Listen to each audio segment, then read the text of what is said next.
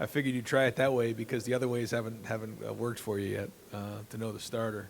Well, I'll start with Lincoln. Lincoln is stepped in and been very surprised with just his approach. Been really impressed with how it doesn't seem too big for Lincoln. He's very athletic. He's learning. He's got a long way to go.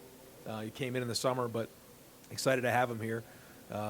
Tristan has done a great job as being a coach, being a guy who wants to be a coach, but he's taken those guys under his wing, understands the offense now at a high level, and so he's going to help provide depth for us.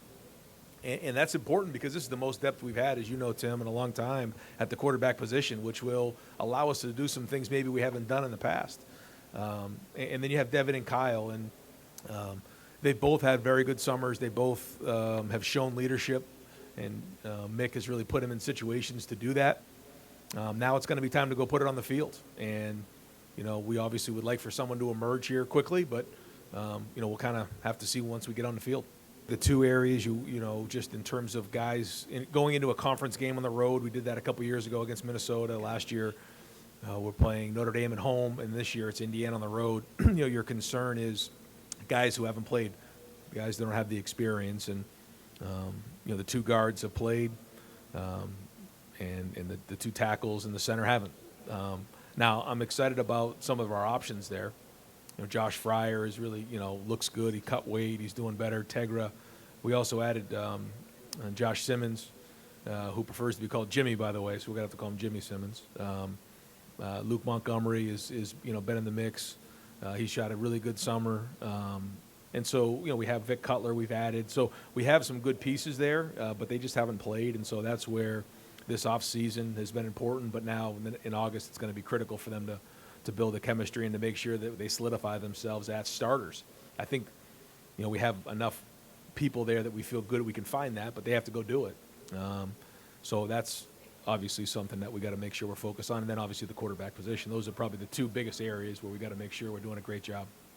Nothing's really changed from the spring. We'll kind of see how the preseason goes and see how it all shakes out and the chemistry. It has allowed me an opportunity to bounce around a little bit more. Also with naming Quinn Temple, our chief of staff, he's kind of taken some things off of my plate. He's done a really good job there. So the way that our staff's designed, I think we have a great staff, and it has allowed me to jump around a little bit more.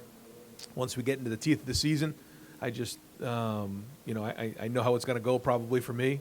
I'm going to end up being right involved with it again. But that being said, as the season wears on, I have to be conscious this year of not getting too locked into the offense and making sure that I have a handle on everything that's going on. And I think, certainly Brian running the offense and being a part of that, and Justin Fry with the O-line, some of the other additions we've had to the staff will allow us to do that.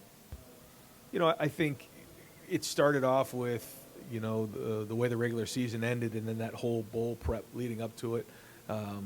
There was just, a lot of focus, a lot of, conversation about making sure that, we finished the season the right way, and we came up, a couple plays short, and that was not easy to do. And so as you replay, a few plays here, a few plays there, really in both of those games, it's motivating. And so what we did this offseason, I think you heard me talk about it, is everything we did in the offseason was about competing. Because, when you're in matchup games, it comes down to a handful of plays. There are times during the season where that's not the case. We can, maybe lose a few plays and still win by a few touchdowns, and it's like sometimes that can get unnoticed. And not that it does get unnoticed, it's just something that maybe you just don't feel the severity of it until you lose a game like that. And so, we've been working hard this offseason to make sure that doesn't happen again. That, in every game, no matter who we're playing, we understand that it can come down to a couple plays, and certainly in matchup games, we've got to win those games. And explosive plays certainly is what really was our Achilles heel going down in those last two games. And we know that. We've talked about it. How much do we talk about the rivalry game and winning at the end of the season? We talk about it every day. We do. Now, we're not going to sit there and let it beat us twice, but it is a motivating factor for sure.